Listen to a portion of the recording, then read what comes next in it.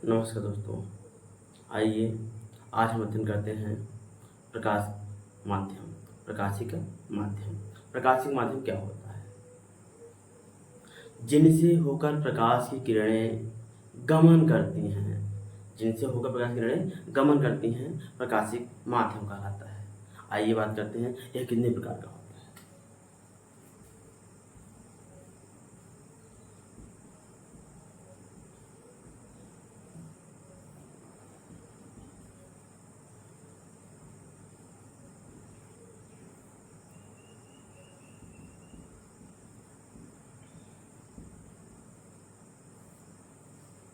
पहले बात करेंगे पारदर्शक की।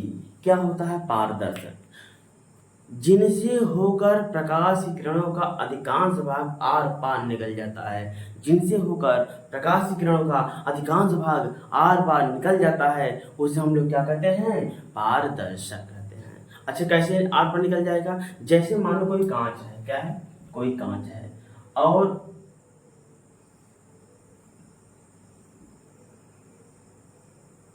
कांच के इस पार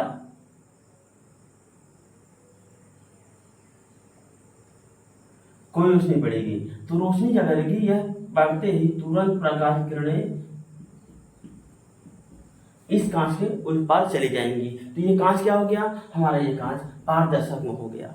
ठीक है, यानी कि जिनसे होकर प्रकाश की किरणों का अधिकांश भाग आर पार निकल जाता है।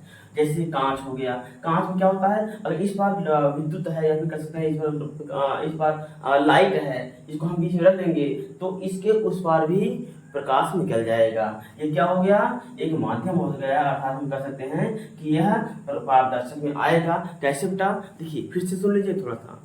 पारदर्शक क्या होता है? जिनसे होकर प्रकाश की किरणों का अधिकांश भाग आर पार निकल जाता है, यानी इस पार से उस पार निकल जाता है। क्या होता है?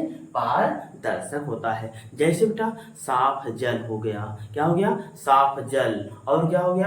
कांच। और क्या हो गया? निर्वात वायु आदि। ऐसे और कई हैं जिनसे प्रकाश की किरणें आर पार आराम से निकल जाती हैं। दूसरा क्या है? दूसरा हमारा है पारभाषक।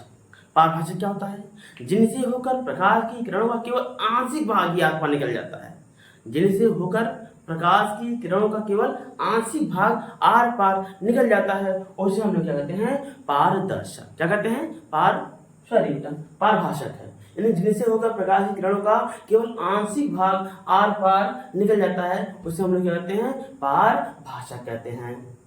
अगर आंशिक भाग की बात करें तो ये कैसे हो गया? जैसे बेटा तेल लगा हुआ कागज है, यानी एक कागज है उसमें तेल लगा हो और तेल लगा होने के बावजूद भी प्रकाश इस पार उस पार बहुत थोड़ी मात्रा में जा रही है तो समझ लीजिए कि यहाँ पर क्या है? पारभाषक है। वह वस्तु जिसमें तेल लगा हुआ है वह क्या हो जाएगी? हमारी पारभाषक कहलाएगी। उनसे प्रकाश की किरणों का केवल आंशिक भाग ही आर पार जा सकता है। प्रकाश की किरणों का केवल आंशिक भाग ही आर पार जा सकता है। और दूसरा उदाहरण क्या कर सकते हैं? दूसरा उदाहरण हम ले सकते हैं गंदा जल। बेटा यदि गंदा जल है तो उसमें भी प्रकाश की किरणों का केवल आंशिक भाग ही आर पार जा सकता है।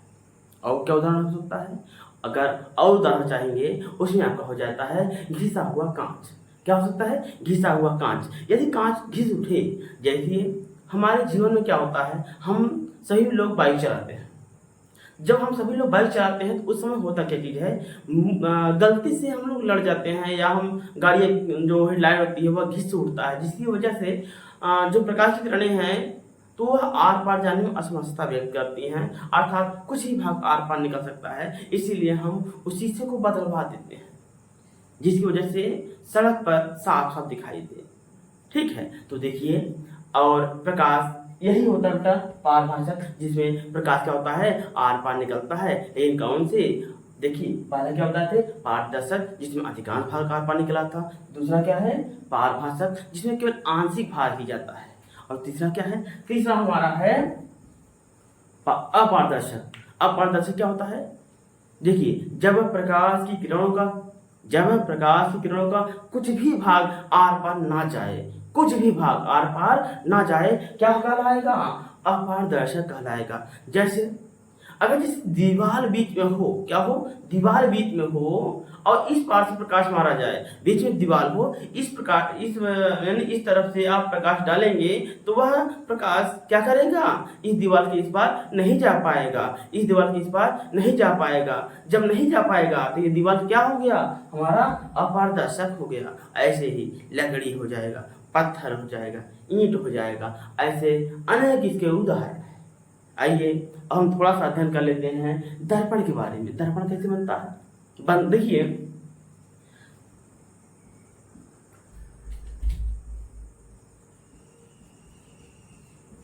दर्पण कैसे बनता है।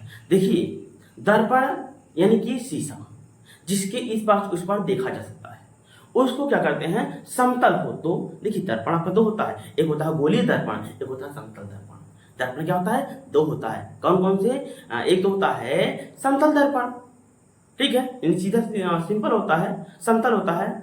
और दूसरा क्या होता है, गोलीय दर्पण, जो गोला होता है, ठीक है। पहले क्या होता है समतल, दूसरा क्या होता है गोला।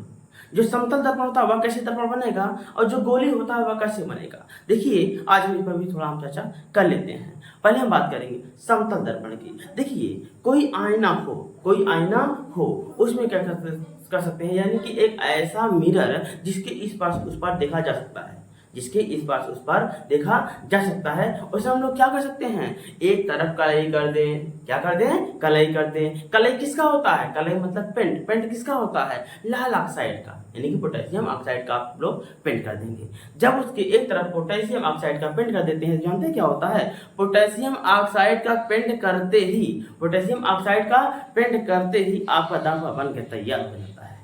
पोटेशियम ऑक्साइड का पेंट करते ही दर्पण बन के आपका क्या हो जाता है, तैयार हो जाता है। उस दर्पण में हम लोग क्या कर सकते हैं, चाहे वह दर्पण अवतल हो या दर्पण आपका उत्तल हो, ठीक है। अगर आप एक तरफ से बना लेंगे और बनाने के बाद ये मान लो यहाँ पर हम पेंट कर दें, यहाँ पर हम पेंट कर देंगे, तो वह दर्पण कौन सा हो जाएगा, वह दर्पण हमारा समतल दर्पण बन के तैयार हो जाएगा। कौन सा दर्पण बन के तैयार हो जाएगा, समतल दर्पण बन के तैयार हो जाएगा, जिसके एक तरफ कलई किया हुआ रहता है। क्या किया हुआ रहता है, कलई किया हुआ रहता है। कलई किसका होता है, पोटेशियम ऑक्साइड, यानी कि लाल ऑक्साइड का, या कह सकते हैं ये पोटेशियम ऑक्साइड का पेंट कर देंगे तो वह क्या हो जाता है, कलई हो जाता है। कलई होने पे क्या होता है, हमें हमारा प्रतिबिंब, हमें हमारा चित्र दिखाई देने लगता है, हमें हमारा चित्र दिखाई देने लगता है। अगर हमें हमारा चित्र दिखाई देगा, उसमें कैसा इमेज बनता है, उसमें बेटा उल्टा इमेज बनता है। और कैसे बनता है, आभासी जो है प्रतिबिंब बनता है। कैसा बनता है, आभासी।